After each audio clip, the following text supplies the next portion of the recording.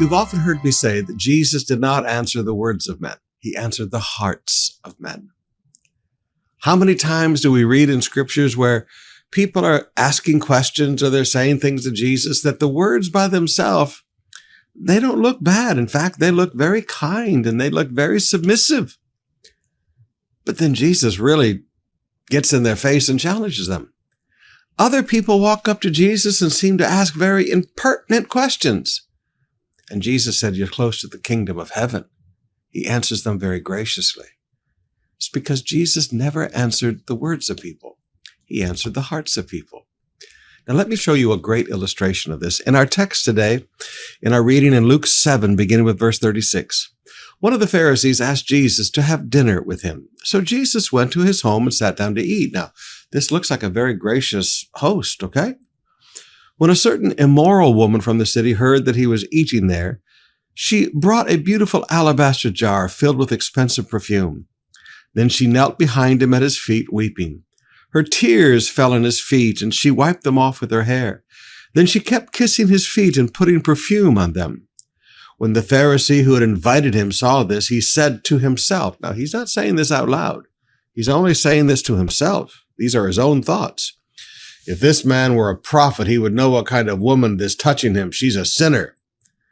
Then Jesus answered his thoughts. Didn't answer his words. He never spoke the words. Jesus answered his thoughts. "Simon," he said to the Pharisee, "I have something to say to you." "Go ahead, teacher," Simon replied. And then Jesus really corrects him and challenges him. Now, brothers and sisters, oftentimes people will ask an impertinent question. They'll say words that don't sound very nice to the ears, but their hearts are right. You say, "Well, Pastor, how can that be?" Please ask any husband who's ever hurt his wife's feelings because he was trying to say something and it didn't come out right. His heart was right, but his words were so clumsy and it just didn't come out right. And he makes his wife cry, and then he stands there and goes, "I should have just shut up."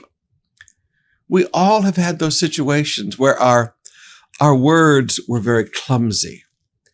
Our words were very inaccurate. Our words did not communicate what we really meant within our heart. It comes out wrong. But Jesus doesn't answer our words. He answers our hearts. Now, beloved, number one, you need to remember that there are times God just answers your hearts. You're thinking something, and then God brings a teaching situation to your life, just like he did here with Simon the Pharisee. You're thinking something, and then all of a sudden, God does a teaching session in your life. He's answering the thoughts of your heart. As leaders, we also have to be a little patient, because there are people with really good hearts and their words are clumsy and they come out wrong.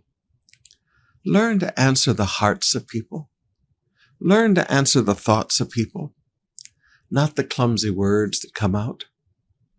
And learn also that there are people in this world that are very skilled at spinning. They're very skilled at putting things that are very derogatory and very ugly in a very sweet, palatable way. It's killing you softly. It's a painless dagger to the heart.